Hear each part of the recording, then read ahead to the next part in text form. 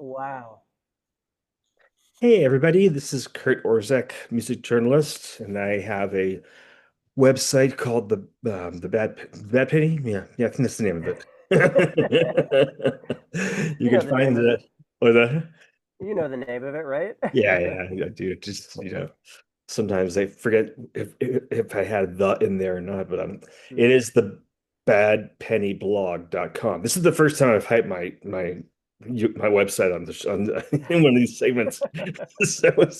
So make sure you go there. And you'll find lots more of the installments of the series that I'm doing. And the series is called On Tyranny. Um, and started a couple of years ago and started getting nervous about what might happen to the United States. Interviewed a whole bunch of bands worldwide who are living under dictatorships to see what it's like to be an artist in different parts of the world. And then I guess now it's been about 6 or 7 months ago, I turned the focus to the United States and artists living here because shit accelerated so fast. Anyway, I have to introduce you. This is Rob, taxpayer, and out of all I've been interviewing a lot of bands who have like sort of they think they have a position, but they kind of waver a little bit. And when you kind of drill down and say like, well, would you leave the country or like would you boycott, all that, and they kind of, there's a little waffling there. But I've read the notes you have on Bandcamp along with your releases, and it seems like you're pretty firm with your beliefs and convictions. I hope Um, so. Yeah. I mean, that's not to say that, beliefs can't change with new information, but I do think that we're living in an era right now where never in my life have things been so crystal clear, black and white between good and evil. Right now in Minneapolis, when you have masked gunmen abducting people off the streets and shooting them in the back, it's pretty easy to have clear convictions about what is yeah. right and wrong. Yeah, so I wanted to mention that, Rob, Yeah, you're in Minneapolis. yeah. Yeah. Have you lived there your whole life? Or I have not. No, okay. no. My partner and I moved here 5 years ago. Uh-huh. We've had a long history with Minneapolis prior to this, though. It's almost been like a seventh member of the Taxpayers for almost the entire existence of the band. Um, it truly has, like the city has been, because um, one of the first shows I ever threw when we first started the Taxpayers was in my garage. I lived in Portland, or I've lived lots of places. I lived in Portland, Oregon in 2007, and we booked a show for an out of town band. It was one of the first shows I ever booked, and they were Minneapolis bands, and they were on their way up to, it was called Queeruption Fest in Vancouver, BC, right? And so it was like this queer punk festival in Vancouver. They played at our house on the way, and then a bunch of the members got turned away at the border because they weren't allowed into Canada, so they had to come back and stay at our house. And then, like in the process, I forget if it was because like Border Patrol ransacked their car or something, but for whatever reason, like Oh the only yeah. thing they had in their car was our CD of our first album at the time, Exhilarating News. It was like a burned copy. So they just like listened to it over and over. And so they came back and they stayed at my house for a while because they Hmm. didn't have anywhere else to go. And we became close to them. A few months later, they were like, hey, you want to come play Minneapolis in February? It's like really cold, but there's this big bike race that happens every year in February. And, you guys want to like headline the show at the end of the night. We're like, yeah, fuck yeah, why not? Let's drive to Minneapolis in February. And that kind of like kicked off a long relationship with the city. And over the years, like every single summer, we would spend a month in Minneapolis. We recorded most of our albums in Minneapolis over the years. Yeah. We recorded. We would always kind of come and spend summers here, and winters as well. Various band members moved to Minneapolis over the years. Whenever people we knew in Minneapolis were struggling, they would come live with us in other states that we were living. So when my partner and I decided to move because we were going to be starting a family, our son was going to be born. We were like, what is a place where we have community and is a place that takes care of its citizens? and it has a very robust, um, what is sometimes called in negative terms the welfare state, but as actually has really positive welfare system for people. Um, and Minneapolis was first on our list. We were like, this is where I want my son to be born to grow up because he not only would be growing up with a wonderful community, but I don't know if have you ever been to Minneapolis before? Yeah, a couple times. Yeah, it's like idyllic place. It's Love it. just there's lakes everywhere. You can walk to a lake in the middle of the city. You can go down to the Mississippi River. And then, like from my house, I can walk to the Mississippi River and suddenly be in a national park. I can go from being in the middle of the city to being in a national park It's the with best. bald eagles swooping Best. overhead. And when my son was born, the they send a nurse to our house every single week until he was 2 years old through a program that's paid for by our local taxes here. And so, Yeah. like most places don't have that kind of thing. I, When he was born, they also had like these free classes for families. It's called ECFE classes. It's the only state in the nation that offers anything like this. They're free classes for music and movement for kids, for like teaching parents how to, I don't know, like be better parents. They got ones for like Spanish language families. For Black Joy is one of the classes they offer. They have like a multitude of classes. Anyway, basically what I'm trying to say is it's a city that really takes care of its people. It yeah. really cares for people, and so that was when we were going to have a kid. That was one of the reasons we ended up here, and that's why we're in Yeah, and Minneapolis. it's a city that takes care of its kids. And I think I could be wrong, but it seems like Governor Walz's legacies are going to be those free school lunches, right? That was Yeah, a big issue for him. universal universal Um, free lunches for kids. Yeah, yeah, and it's funny. I named the series I'm doing on tyranny after Timothy Snyder's book. sure, I Um, read it. yeah. Yeah, yeah, Um, it's funny how that just caught on like wildfire. I yeah, mailed it to yeah, like all my friends and family for Christmas gift and everything. But yeah, he gave a speech recently and did a Q&A, and somebody asked him why did they t decide to target um, Minnesota, and he said because Minnesota has a functioning welfare state, and he yeah, said it in like positive terms, like they take care yeah, of the people, you know. Um, yeah. They're trying to prove that this what they view as this like socialist hellhole yeah, is not functional exactly. if anything interrupts it in one way or the other. And they're trying to say, hey, look what happens if we try to enforce immigration law. Minneapolis falls apart. And that's not what happened at all. Yeah, it's the exact opposite happened. All that did was create a much tighter community here, Yeah. and bring people together. But that sabotaging is so connected to Trump's cabinet. He put in people in place who were going to be destroying whatever they were in charge of. It's a real systematic dismantling of not just government, but just like communities. And I guess that's why, Minneapolis and Minnesota are so important because like it's almost like people kind of started from ground zero and rebuilt and remembered what the true definition of a neighborhood or a community, because community gets thrown around so much by corporate America these days, but it seemed like wow, we can genuinely live together as people, genuinely, and care for each other. It's just so inspirational. What is the feeling like there now, number one? And number two, um, what is the media not telling us about what's on the ground? Um, I'll start with number two. It is far worse than anything you're seeing in the news or anything you're seeing in social media. It's I was just the tip feeling. of the iceberg. Just the tip of the iceberg. It would it would um, I think if your average American spent a day or two in Minneapolis in my neighborhood or in any neighborhood just walking around, they would they would suddenly feel like they weren't in America anymore. Like for example, I can walk down to my local park, and in a lot of ways, life always goes on as Sure. as it usually does. Like people.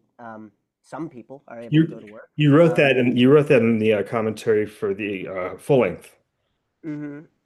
Yeah, Sorry. yeah, yeah, yeah, totally, yeah, and yeah. So it's like you can walk to like our closest park's 5 blocks away. By the way, Minneapolis and St. Paul, our sister city, just across the river, Yeah. are typically number one and number two, if not number two and number three. They're always in the top three of the best park systems in the nation because In no the house happiest in is the, more than is less than a mile from a park. yeah. A wonderful park, and In the happiest you know city. Minneapolis has got happiest city. highest literacy rates, highest civic engagement rates in terms of voter turnout. It's just it's a very functional city in a lot of ways. So we walked to our local park, and this just happened the other day.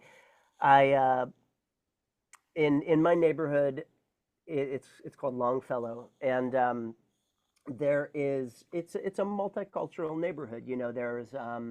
There's folks who have opened restaurants they're from Guatemala, Honduras, Mexico. There's several Ethiopian restaurants in the neighborhood. Several there's one that's was opened by a Hmong family.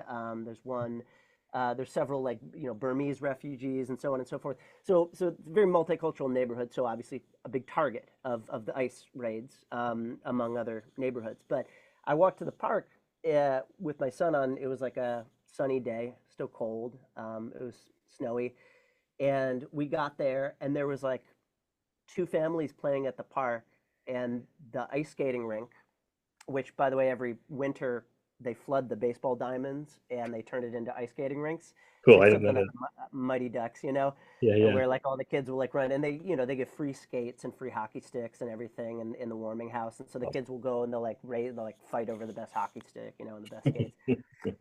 But like we get over there and my son just wants to go on the swing, and there's two swings and there's already a family pushing on one of the swings, and I know her. She's from the neighborhood. She's Ethiopian, and we start talking like, "Hey, how's it going today? How's your family?" And she's like, "Oh, it's good, but it's been scary. Like yesterday, there was another raid at the park while we were here." And she said, like, we were doing exactly this when the ice came up, screeched to a halt, raced out of their cars, and started trying to detain people at the park. These are just families going to the park, and but because of how robust of a response network Minneapolis has created Mm. and neighborhood has, the moment they hit the ground, it was, everybody, the neighbors whose houses face the park, people who were out on patrol in their cars and on bike, everybody was there within like 10 seconds, right? That's So really cool. ICE gets out, suddenly they're surrounded by 50 people with whistles and cameras who are just, shouting, fuck you and, leave our city and that kind of stuff. And the crowd got so big, they were far outnumbered and they didn't have any backup. And so they retreated and they went back to their cars. And so she said that happened twice at the park that day. And both times they weren't able to detain anybody because of the response from the community. And so it's working like these systems that have been created to respond to ICE activity. On the one hand, it's working, right? Like it is succeeding in interrupting these horrific kidnappings. Yeah. On the other hand, it's not, because over 3,000 people have been kidnapped and detained and sent to other states from in the past couple of months from here. That's a lot of people who have been kidnapped from here. Yeah. And if you like break down the numbers on that, at the highest amount, they had 4,000 ICE agents in Minneapolis. Yeah. Which is 4,000 ICE agents. in like 300 cops or Wild. something. Yeah, yeah, Yeah. just dwarfs the amount of police or county sheriffs or any of that kind of stuff. So, Yeah. um, and so the amount of people and money that was spent sending them here, it worked out to them getting about one person per ICE agent that they sent, and most of them had to get released later on because they didn't have any criminal records or they were citizens. Like they've been abducting citizens, they've been taking people who have all their citizenship, they've been taking people who maybe they don't have their citizenship, but they do have their green cards, they have their permanent residency, and so on and so forth.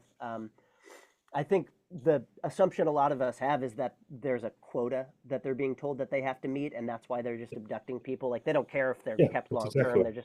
they're arresting them, Exactly. and then they can say, "Hey, we got this many people." Well, it's very similar to they have 38 billion dollars to spend on building detention centers. So you got the Yeah, money, you have to use it to justify your next budget. So they're going to build all these concentration camps across the country, pretty soon yeah, here. But yeah, sorry.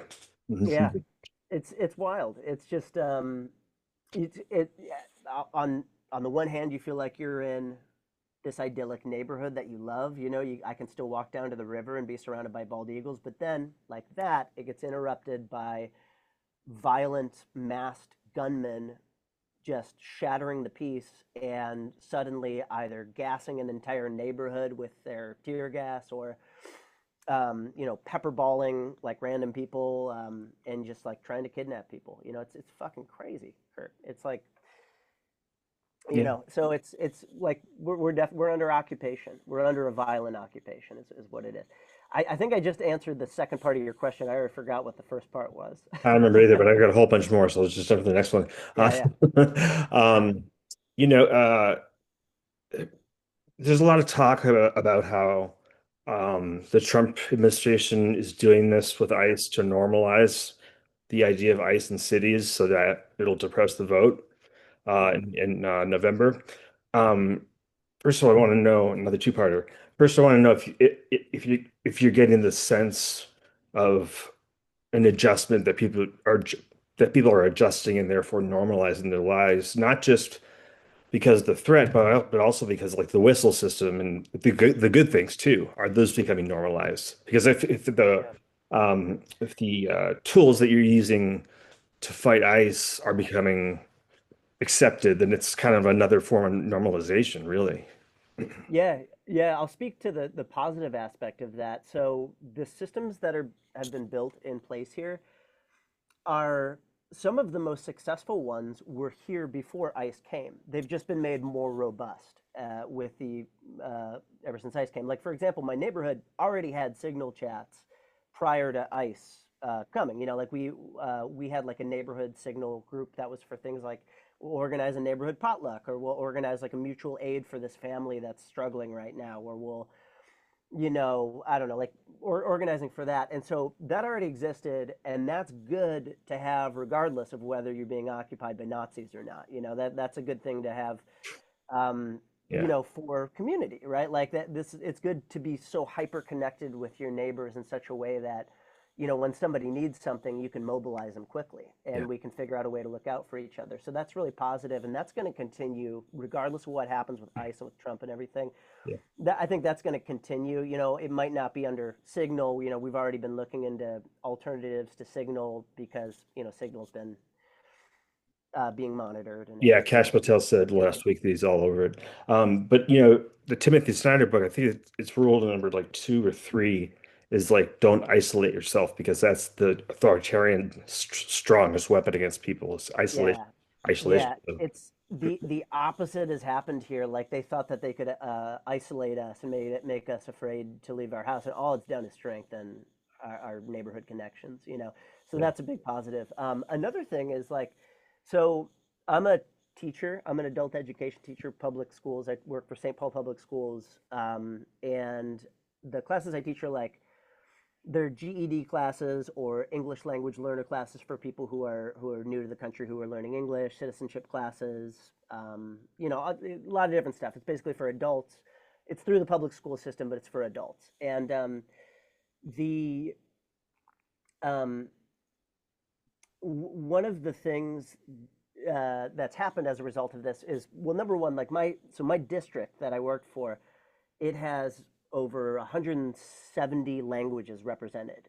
Wow. 170 different languages. And in my program in particular, the adult education program that I teach at, it's majority immigrants. It's like 80% immigrants, How did you 20%. How did you American find born. the how long did it take you to remember to get familiar with all 170 languages to learn all Yeah, this? thank Christ I don't have to learn the language.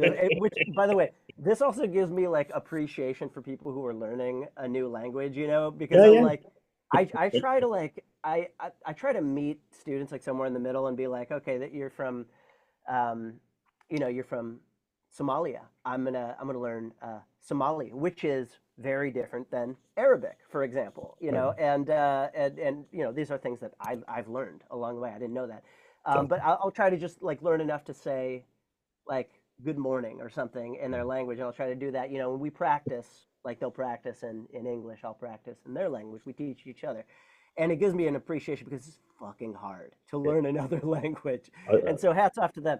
But the reason I'm telling this story is we had to go into lockdown pretty much when ICE came because all of the students they could no longer go in person into class, right? yeah. They can't leave their homes, and so we've gone online and. Luckily, we already had like an online system, and most of the classes I already teach are online Because of COVID. because of COVID. Yeah, it's already been created because of COVID. So we've created that, and but now because those students can't leave their homes, they can't go grocery shopping, they can't go to work, they can't work to make rent, and that kind of stuff. And so one of the positive things that was created prior to all this that has been made more robust because of this, that will hopefully continue after this, is the food delivery program that we've Yeah. created. So, my friend Colin in St. Paul, he runs something called the Open Market. And he's been doing this for years, feeding people. He's somebody who believes he's like, he's a radical that believes in building systems outside of capitalism that can sustain people. Like, for example, he Hmm. believes that food should not be dependent on whether you can make enough money Yeah. to do that, right? And so he's been creating these different systems for many years. And his most recent one was this open market, which is basically like he would get either donations or he would create agreements with grocery stores, with farmers to whatever to donate food. And so they created a grocery store in the basement of a church, of a Lutheran church. And so what they would do is they would just bag up groceries, and they've worked with a nutritionist to figure out Very how, like, good. what types of food and how much food is going to be needed to feed a family of four So for a smart. week, Very smart. right?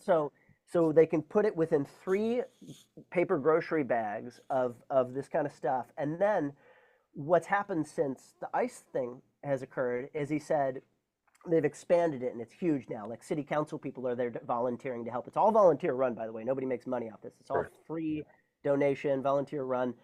People will go and they'll get groceries and then they'll deliver them to people who are on lockdown, right? Like my students. And so we have a system of volunteers, um, of which like my family does, my wife's parents do.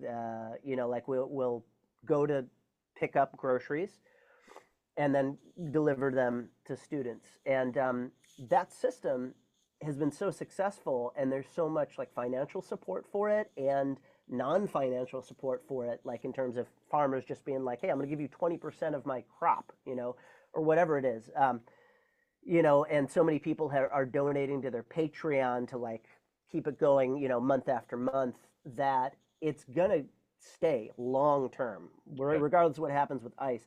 And they're just one example of that Right. like food system. And so if we can create more expansive systems like that, all that Trump will have done is make us less dependent on capitalism. And we're far less dependent on capitalism than we've ever been before. Yeah.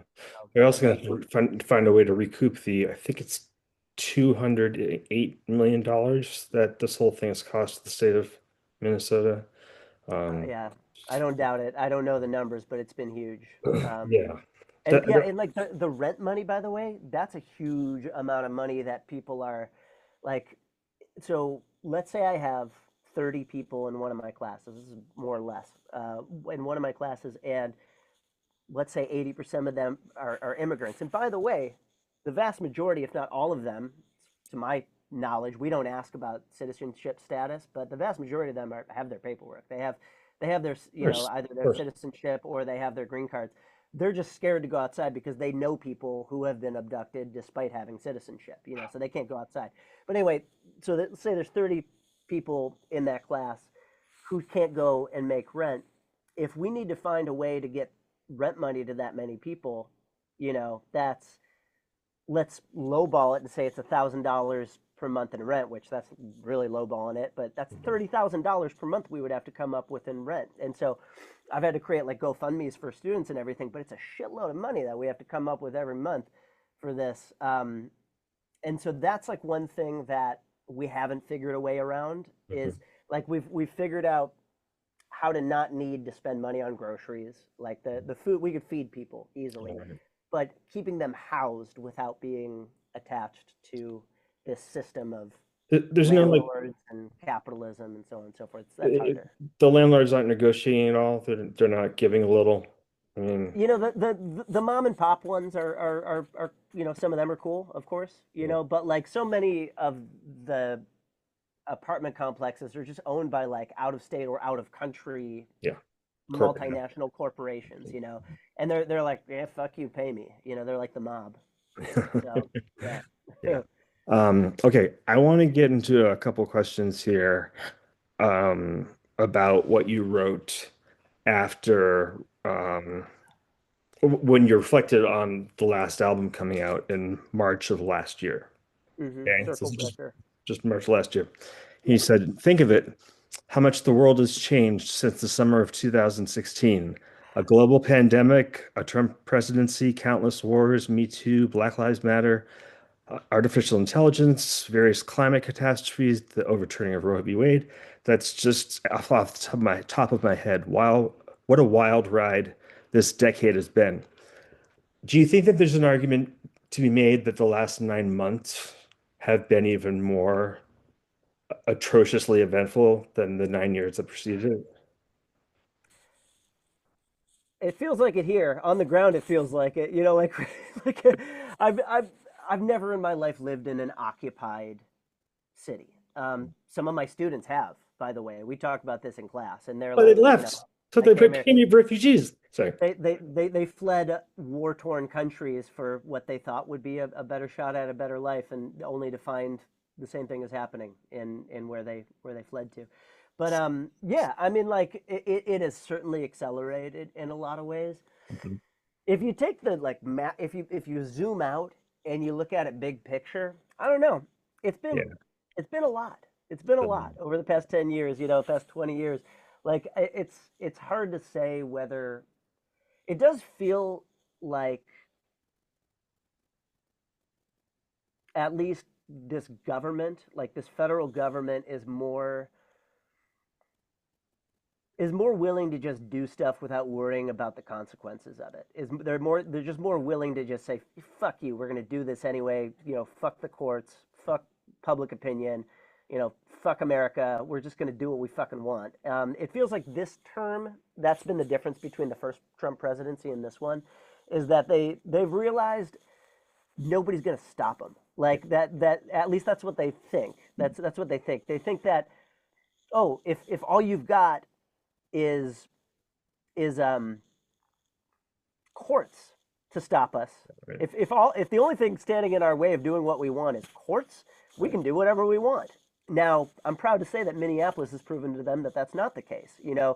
All that it takes is people power to push back against that. All it fucking takes is an entire population stopping to go to work for a week. If we all just decided to not go into work tomorrow for a week, we would shut that shit down immediately.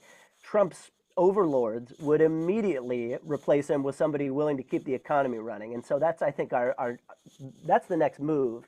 I think we forget how much power we have. I think Yeah. like it does not all it takes is collective action. Like in Minneapolis, the reason this was all successful here in terms of, Yeah. in when I say successful, I use that in quotes. I mean, in a lot of ways, it was at the expense of a lot of really hard stuff. But I Mhm. think we surprised the government. I think the response in Minneapolis surprised the government. And I think we can keep on doing that if it's collective, like it was here. The reason it was successful here was because everybody was in on it, not just like radical punks. You know, it wasn't just the punks fighting the government. It was the soccer moms, the hockey Yeah, moms. It was the, yeah.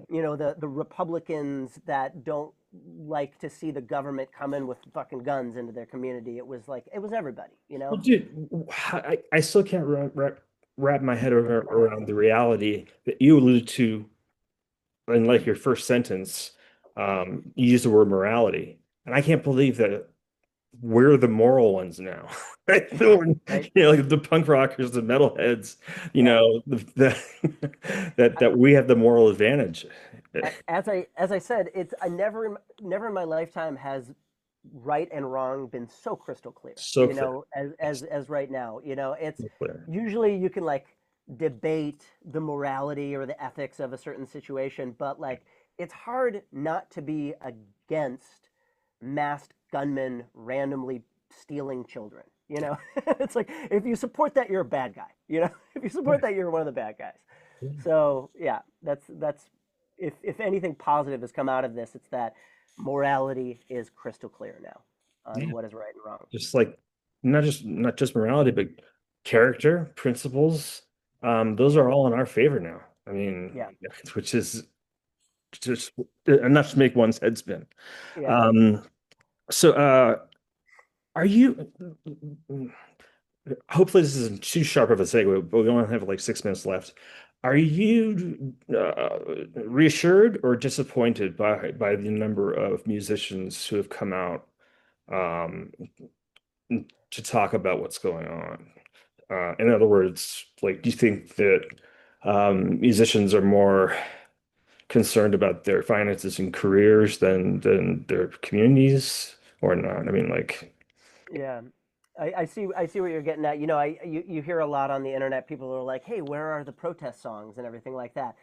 I'll right, say this from my perspective. Like I come from the DIY punk world, and the DIY punk world is always like political. It's always political, and it's yeah, always it's like supporting whatever whatever the needs are. Like right, and so right. like when the ice shit started happening, the punk community that I'm a part of at least was overwhelmingly supportive, and like maybe you could make the argument that mainstream culture hasn't been such. But frankly, even within mainstream culture, you're seeing like Billie Eilish going on the what was it, the VMAs or something, and saying like no one is illegal on stolen land, and drove everybody crazy. So like I think Yeah. um, I think musicians in general are some of them are probably less willing to be outspoken. Like, where's Taylor Swift on all this? But like, but like, did we really expect the pop stars to be the ones that were going to make a political statement? I Well, didn't.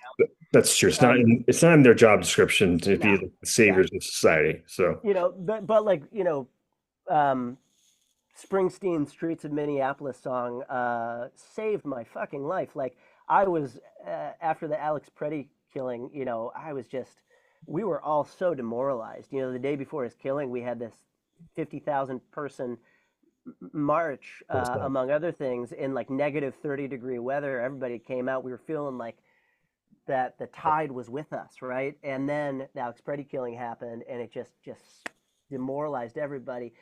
And we were like, "Fuck! Can we? Is this a might makes right sort of thing? Can you just not beat might making right?"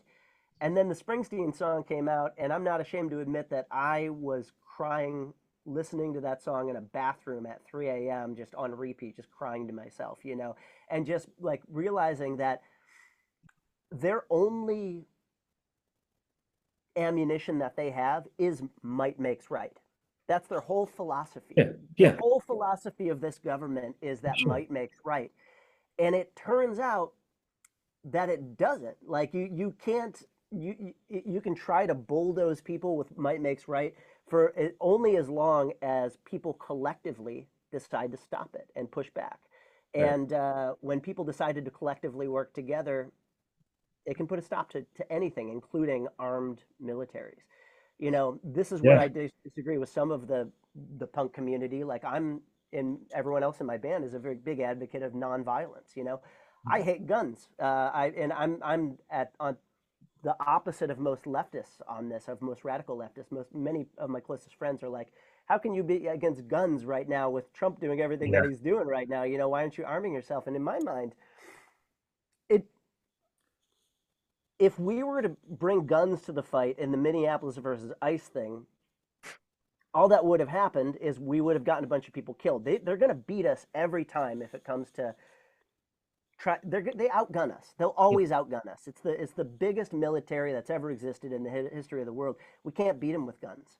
You know, we can't beat them with guns. All that guns do is if we flood our communities with guns, we end up getting ourselves killed and getting our kids shot. You know, and so I think that guns aren't the answer to it. But I do think that regardless of what we do, if we work collectively to shut things down, we can do anything. So I don't know. I kind of went off on a tangent. I don't know if I Yeah, answered no, the. that's it. Did you watch Game of Thrones? I did, yeah. Did Yeah. um, I'm reminded of a remark that Sansa Stark makes to Jon Snow the night before the Battle of the Bastards. And he has his whole strategy laid out on the table, and he thinks he's got it all figured out. And Sansa just says, "You don't have the men. They're not enough." It's Yeah. like Yeah. power numbers is what I'm trying to say. It's Exactly. like, yeah, that's kind Yeah. of the whole, It, yeah.